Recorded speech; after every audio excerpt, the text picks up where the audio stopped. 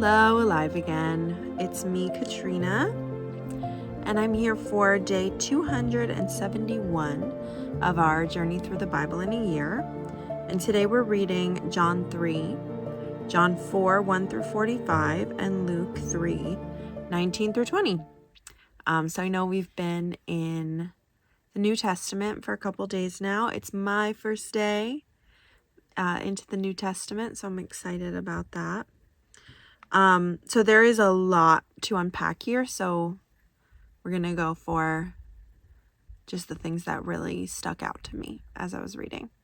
In John 3, it's the whole thing of you must be born again, and it's really good. I would go back and read it because I'm trying to keep my video on the shorter side.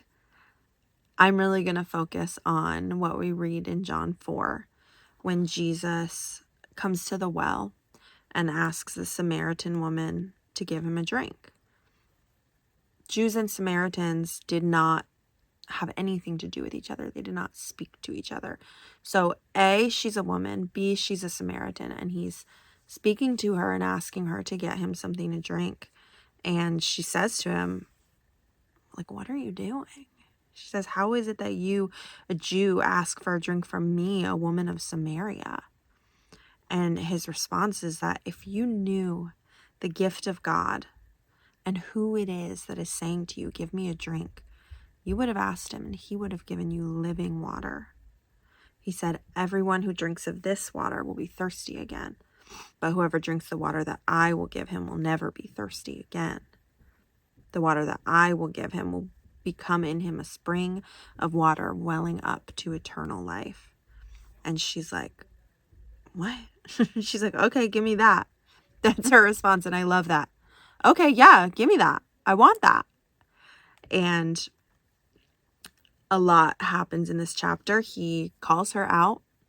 He tells her things about her own life that there's no way she could know. And she says, I know you're something. I know you're a prophet.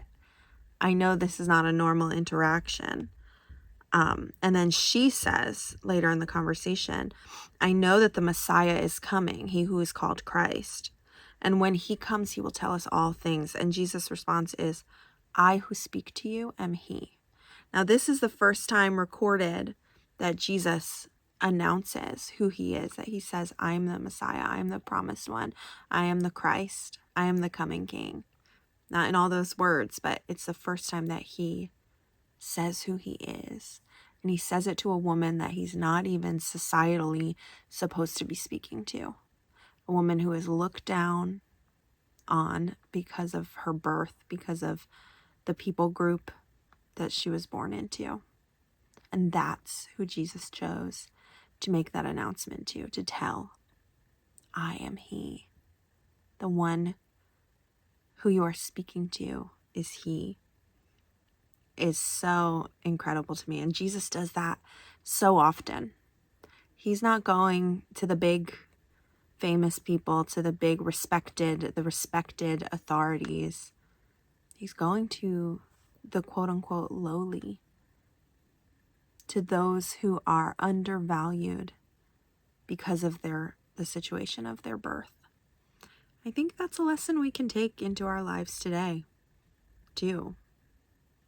Do we undervalue people because of where they were born or what community they were born into? Because Jesus did not, I'll tell you that. He did not, and he does not. And so that really stuck out to me. And then another thing I really want to point out that I was reading was that the woman left him. It says, she left her water jar and went away into town and said to the people, come see a man who told me all that I ever did. Can this be the Christ? They went out of the town and were coming to him. I think tiny detail that is so important. Yeah, she went out and told everyone what this man said to her and who she believed he was. But it says she left her water jar and went into the town. As soon as she realized who he was, her old plans were out the window. She had gone to get some water. She didn't need that anymore. She left her water jar. She left what her focus had been because she had a new focus now. And when we encounter Christ, that is what we do, what we should do, and I think what most of us do, because meeting Christ cancels out all the other plans we had for ourselves, right?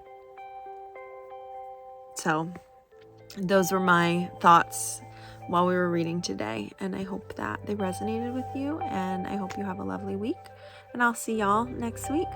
Bye.